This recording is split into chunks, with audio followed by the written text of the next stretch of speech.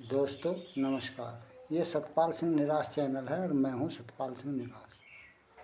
अब अमेरिका और ईरान समझौता, युद्ध का समझौता, तो ये जो है बड़ी जटिल, बड़ी मुश्किल, असंभव प्रक्रिया है।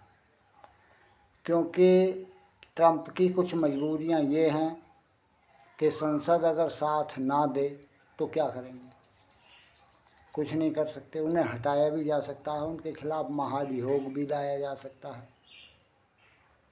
तो पद से हट जाएंगे। लेकिन ईरान में ऐसा नहीं है। ईरान एक तानाशाह देश है, उसमें तीन शक्तियां हैं। जौन सी शक्ति हावी हो रही है वो कतई धर्मांध है, तो वो चाहती नहीं समझौता करना। उसके घर से क्या जाएगा।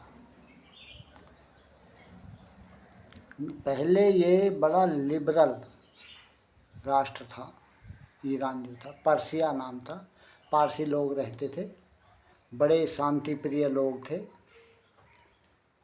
तो जैसे ही इस्लाम ने इस पर कब्जा किया, इस्लामिक क्रांति हुई, तो ये खामेनी जो है इसका सुप्रीम लीडर बन गया कि उसकी बात अकाट्य होगी।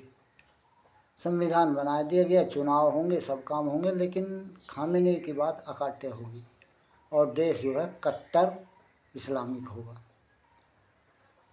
अब साहब उसमें क्या हुआ, संविधान का क्या महत्व रह जाता है ऐसे में। तो उसने जैसे ही, पहले शाह का शासन था, तो शाह जैसे छोड़ के भागा तो सेना थी। अब खामेनी ने सोचा कि सेना तो शाह की पक्षधर है, उसका मन तो उधर है, पब्लिक की तरफ भी है, संसद की तरफ भी है। तेरी रक्षा करने के लिए तेरे सिद्धांतों को चलाने के लिए एक वो चाहिए फोर्स।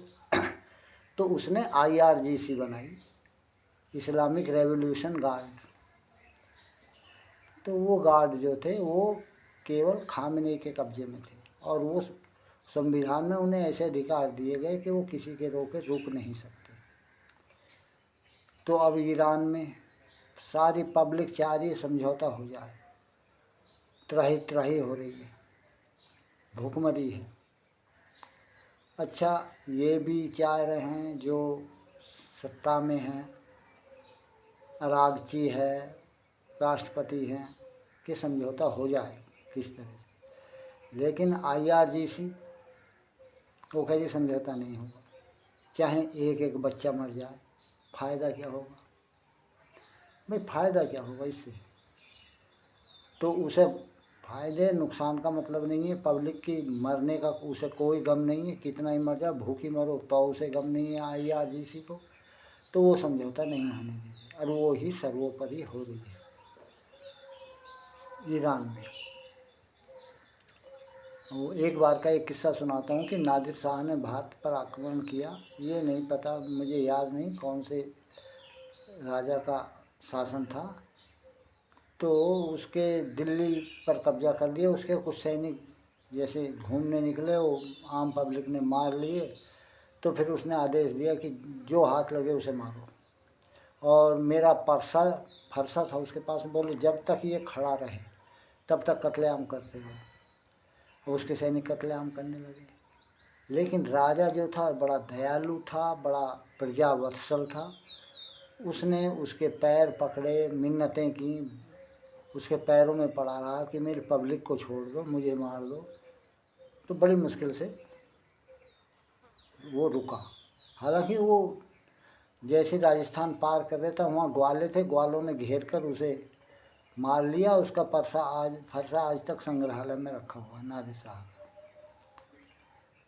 तो ये उस समय घटना। तो राजा अच्छा था। अब जब राजा बुरा हो तो उसके लिए पब्लिक का कोई महत्व नहीं है। ऐसे ही IRGC है। तो IRGC कभी भी समझौता नहीं होने देगी। वो हॉर्मुज स्टेट पे वही बैठी हुई है। अब अमेरिका खूब सोच रहा है, इसका कोई हल उसे समझ में नहीं आ रहा। क्या होगा क्या नहीं होगा ये तो भविष्य में जाए, कोई नहीं बता सकता। और दोस्तों, इस पर आपकी क्या राय है? आप कैसा सोचते हैं? समझौता होना चाहिए तो कैसे कैसे हो, इसका कोई सॉल्यूशन है क्या है? आप कमेंट्स करके बताइए। और वो आपकी इच्छा, सब्सक्राइब करें ना करें, हालांकि मेरे सब्सक्राइबर ज़्यादा नहीं हैं। धन्यवाद।